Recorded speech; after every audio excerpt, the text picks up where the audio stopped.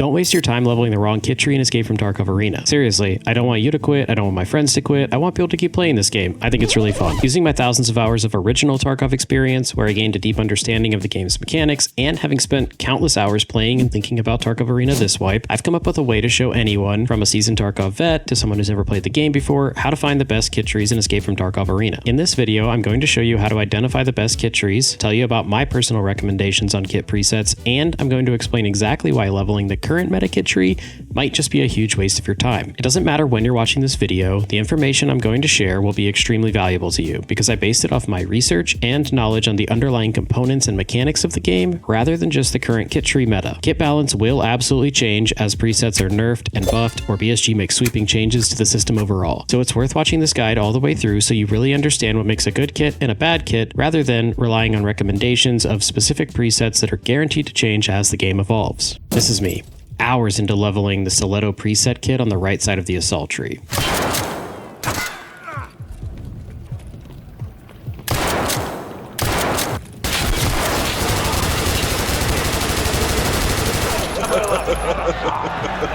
The pain and agony I was going through could have been avoided, but there's some crucial information you need to understand for that to make sense. When Arena launched, the game only based on something called Arena Reputation Points, or ARP for short. ARP is gained and lost by winning and losing matches in Arena. It's supposed to work like an ELO system in other games, but due to the heavy imbalance of kit presets in the game, it was never really a good gauge of a player's true skill. The ARP-only matchmaking system is what birthed the original Alton meta. This is because the matchmaking system led to such an imbalance that players with more time could beat anyone, regardless of their opponent's skills, by simply having an impenetrable helmet and armor. Attempting to combat this imbalance, BSG implemented a second component to the matchmaking system, making it consider both your ARP rank and the meta point score or gear score of your current preset. While this change was an improvement, it had some serious flaws that still led to a kit imbalance in Arena. During this time, the Butcher, or the Reese-T kit, remained the most meta kit because of the relative strength of its helmet and armor. However, unless you have time to just give up and level another kit tree when the current meta ends, I don't believe it's a good idea to level towards these kits. In the example of the CQB meta, that's because its biggest strength is armor, but it lacks significantly in other key areas. As players level up and get better ammo and BSG continues to balance the game, these kits will fall out of favor and start getting destroyed by other kit trees, forcing players who focus solely on the CQB tree to start completely over. This is a cycle that is guaranteed to happen repeatedly with the meta in this game, so let's take steps to avoid the pitfalls of relying on just the current meta. Okay, so how could I have avoided this situation? Each section of this video will explain in detail the information that you need to understand to answer that question. But first we need to get a baseline understanding of key kit strengths and weaknesses and how to identify them. In the clip I showed you earlier, I was firing AP-20 out of a pump action shotgun into a team with higher level kits, ultimately losing to a guy who was running around with Haymaker, a final tier preset kit, tier 7 to be exact, which was 4 tiers higher than my kit. Haymaker has a slick, a fast MT helmet with a slap plate, and a G36 with an optic and 855A1 ammo. Absolutely every piece of this kit outclassed mine significantly. He also happened to be talking a big game over VoIP, which is kind of hilarious given his armor is basically impenetrable to my rounds. If I hover over this kit in the preset, you'll see that AP-20 does 164 damage and 37 penetration. And as we saw earlier, Haymaker has class 6 armor and a class 5 slap plate on its helmet. A round's damage is simply the raw HP damage it does if it's not impacted by some type of armor. Your opponents in Tarkov have 35 head health and 85 thorax health. In theory, AP-20 would one-tap your enemies in the thorax or head. However, a round is only viable if you consider both damage and penetration and use it accordingly. A simple way to understand the viability of a round against an armor is with a simple equation. If the first digit of the pen number, in this case 37, is one below the first digit of the armor number, in this case 6, and the second digit of the pen number is 7 or higher, it will be extremely effective against that armor. Since AP-20 is significantly below the threshold for a very good penetration to this specific armor, it becomes borderline useless, especially with a low fire rate weapon like the pump action 590A1. These types of rounds with mid-tier pen can make up the difference with a high fire rate, but if you have a low fire rate or simply too low of a pen in general, the disparity in kit strength is almost impossible to make up. Typically, rounds in Tarkov are either high damage and low penetration, or low damage and high penetration. AP-20 is a bit unique in this respect because it has extremely high damage and mid-range pen, but it is significantly limited against class 5 and 6 armor with this kit because of the low fire rate. Outside of hitting the face hitbox against someone that is moving around quickly and firing full auto anywhere on my character model, I'm basically doomed. The best kit presets in Escape from Tarkov Arena have either very high pen rounds or mid to high pen rounds with a very high fire rate. Penetration and fire rate are the absolute most important factors in choosing a kit kit that has a good time to kill. If you're going to choose a low fire rate weapon, you need to make sure the penetration stacks up well against armors that you're likely to face, and ideally rounds that also have a very high damage. If you're forced to use low pen rounds for some of your progression, look for ones with high damage and high fire rate and aim for the legs. While splash damage has been nerfed somewhat in this game, making low to mid-tier damage rounds a bit less effective against the legs, high damage rounds can still take out any Chad by just targeting their unarmored appendages. Hover over the round in the preset class and look for ammos that match any of the following criteria. 1. At least 37 pen and a high fire rate weapon. This is the first tier of ammo that starts shredding class 4 armor and can wear down class 5 armor relatively quickly. 2. Rounds with 47 or higher pen and a high fire rate weapon. These will shred class 5 armor and wear down class 6 armor fairly quickly. You'll typically find this specific combination on endgame kits, but many rounds will still hit 44 pen. And these are still considered relatively meta as they'll wear down class 5 pretty quickly, so don't shy away from 44 plus pen and a high fire rate. However, hitting the threshold of 47 really improves the long-term viability of the round. 3. You can also look for high pen, high damage rounds with single fire or bolt action guns. These kits typically have ranged optics, which is a big advantage, and some can still be used in CQB by point firing.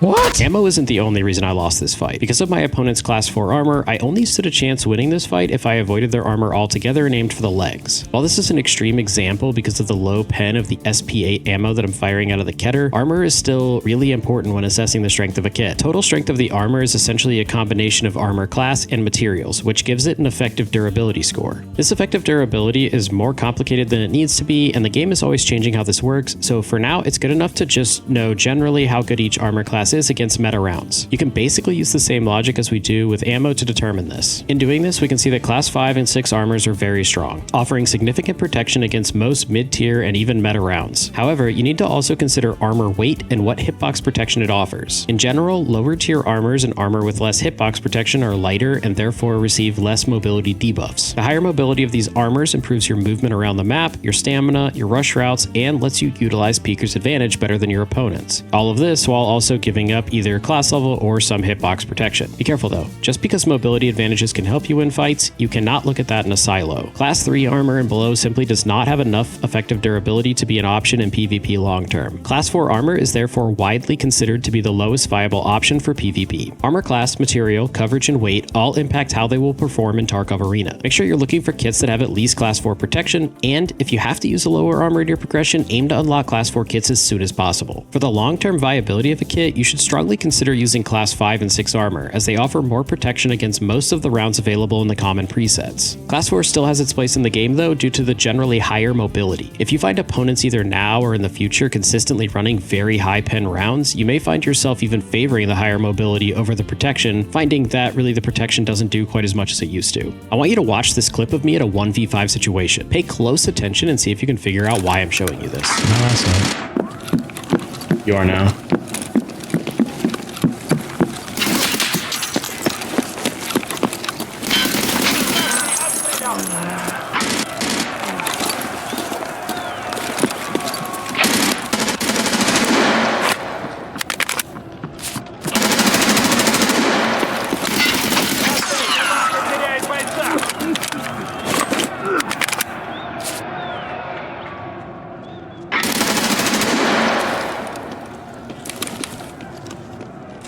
А часик не дотягивает, пора заканчивать уже.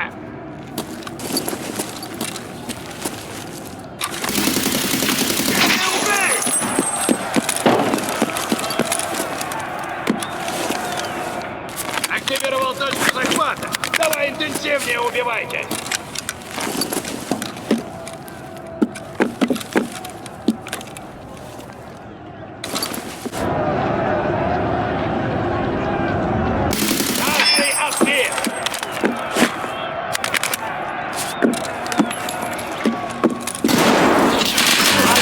Did you figure it out? This might be the single most important part of any kit, and I see it very often overlooked when people are scrolling through the trees. I often see people looking at armor, helmets, ammo, how cool a gun is, whatever it may be, and then they will sort of overlook the headset. Or say something like, it doesn't have ears, but it still looks insane. But the difference in audio with and without headsets is completely broken in Arena. Listen to this.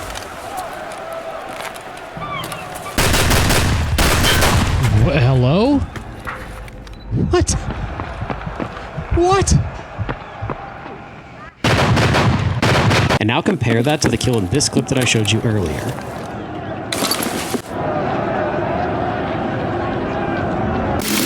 Could you hear the difference? I would go so far as to say that I would not consider a kit as viable in the endgame, regardless of any other factor, if it doesn't have ears. Alright, I want you to imagine a scenario. You just spent the last 2 weekends leveling up one of the Marksman trees and you finally unlocked the preset Prefect. That was kind of hard to say, by the way. You're excited to start frying with your new AK with 50 round mags of 7.62 PP. You load into your first raid and your teammate annoyingly yells, "Lose poo for auto check," over the very clean and pleasant in-game radio. You tap B and see, that normally swaps it to full auto. Try again. Tap. You didn't catch that the Prefect kit came with a VPO, which cannot go full auto. All that time leveling kits in anticipation of using this one, wasted.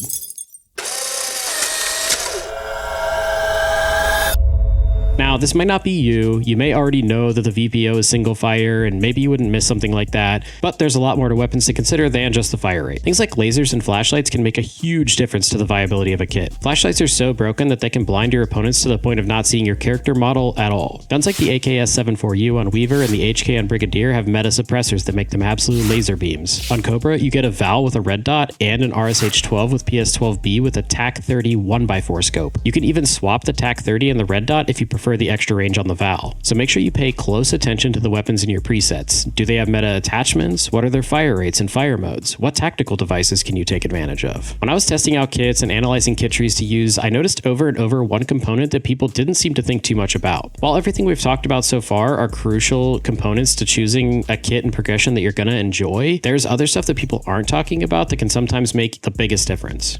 Did you know that the Grizzly on the Reaper kit has the fastest HP heal time in the game if you animation cancel partway through? Meldonin stims make you a literal super soldier for 15 minutes. An ETG stim increases your health regeneration by 6.5 HP per second for a whole minute. In almost every case with this stim, you'll regen to full health in under 60 seconds. It can be used during an intense firefight or saved for the endgame heal off. Some kits only have a one-use Analgin painkiller that lasts 80 seconds, whereas some kits have painkillers that last long enough to use before a round starts, so you can keep moving even if your legs are blacked in a firefight. I'm still blinded by a flash that someone threw at me last week. And as you saw in the first clip Wait, am I still flashed? Anyway, like I was saying, as you saw in the first clip I played, grenades are incredibly overpowered in this game. If you want to see how I managed to get 10% of my kills just off pre-nades, I have a video showing you how to do that, and you'll want to check it out after this one. Remember me? The one going through the pain and agony of trying to get through the AP20 kit? Well, I got there because I used the information we just covered to decide that I wanted to go for Brigadier. I mean, look at that kit. It checks literally every box. Brigadier is a great endgame kit and I'm still working towards it. However, I could have avoided spending so much time losing my sanity if I had considered a few of these things that I wish someone had told me before I started leveling the kits. When I started on the right side of Assault, I focused on the end goal and some of the positives on the kits, but I overlooked just how important some of the negatives on the kit tree would be. Assault gives you a good balance of decent ammo, okay armor, and massive utility in grenades, but it lacks in a couple key areas, especially on the right side of the tree. The time commitment on using shotguns, followed up by the Iron Sight's only G36, has a majority of this progression path lacking range. Also, many of the kits early on are a bit underpowered compared to equivalent kits in other trees. Stiletto absolutely rolls some early game kits, but as soon as you see an Alton, good luck. What I wish I had done instead of focusing on this tree the way I did was to pair it with another tree earlier on in my progression. In general, pairing multiple progression paths together can help keep your average lobby strength a little lower and help avoid unbalanced fights. And if you pair them intelligently, you get to have multiple good options rather than being forced into using the same kit repeatedly. My recommendation if you want to take this path towards the Brigadier kit is to pair it with the left side of Marksman. Marksman gives you range to balance out the weakness of the right side of the Assault path. Marksman also lacks in armor and can be tough in CQB situations, and this is exactly where the right side Assault kits shine. It will offer you variety in kit selection, you'll have options to challenge long-range fights on maps like Bull and Sawmill, and while your progression may be slightly slower overall, your lobby should be a little bit better and you'll get more enjoyment out of the journey. I really wish that someone would have told me just how important this would end up being, and I wish I knew earlier how to deal with it. The grind of Arena can be fun and it can be brutal, and in addition to what we talked about earlier, there's other ways to slow it down. Using the information that we know about kit strength, we know that a lot of the meta kits are countered by both both ammo and information like audio cues. This is why I found that, maybe surprisingly to some, the left side of the scout tree was one that I found usable and enjoyable even when I started it late. Most kits include AP ammo for relatively high penetration, and every kit other than Nomad, who I recommend you skip anyway, has a headset. This has given me the ability to win against most kits with headshots and allowed me to navigate maps more intelligently with the information I get from better footstep audio and other audio cues. The early kits are lacking in magazine size, and eventually you'll have to work through the Sandman preset, which will force you to use Quakemaker ammo, which is a low pen, high damage leg meta ammo. However, once you get past Sandman, all of the endgame kits give you access to headsets, best in class ammo in terms of penetration, effective armor, and low recoil guns. This makes this tree relatively safe from one kit nerfs. This is something that 99.9% of people are completely ignoring in their progression plans for Escape from Tarkov Arena, so really think about it. I want you to level trees that you'll find fun, and I want the player base to stick around and not just quit when they spend all their time leveling a tree just for it to be destroyed by the nerf of one or two kits. When considering progression paths, the viability of the whole tree is so important. What would happen if they nerf the main kit you're working towards? Does the rest of the tree have what you want? In my opinion, the CQB tree overall, especially the left side, has most of its strength in getting access to better armor sooner than other kits. If BSG leans on this advantage and do something like nerf the ammos in a few of the later kits, you'll be stuck with bad audio, bad gun builds, and armor that anyone can penetrate later in their trees anyway. Instead, I would recommend a much more balanced tree. Consider the right side of Scout. Your first kit has utility with a grenade, and it has a Keter that can take down anyone in the game with a few leg shots. Just don't make the mistake of pouring 18 rounds into someone's armor. After that, you have to work your way through probably one of the more difficult kits in the tree, as PST ammo has bad pen and mid-tier damage, making it less viable for leg meta than the SP8 and the Keter. However, once you get through this kit, they are all very viable against other kits in the same tier and other trees. You'll get good ammo and headsets, and several of the higher tier kits are viable in the endgame. Even if one or two kits end up being nerfed, the strength of the tree overall, ammo and headsets, means that you'll always have good options. Personally, I started out by leveling the left side of the assault tree. While the first two kits are a little rough, 3 and on are very strong. 7.62 PS hits hard for a level 3 kit, and although it is single fire only, it's a laser beam and it has a nice optic. Now, I've heard mixed reviews on the RAM, but I personally think this kit is really fun to use. It's not the best kit in the world, but you'll get through it. After that, you move on to full auto ARs with good ammo, headsets, and optics on virtually every kit. When you consider that, plus the good armor and access to grenades on virtually every kit, most of these presets end up punching above their weight. This gives you good variety and safety from nerfs. Ultimately, it's up to you to decide what you find most valuable in kits.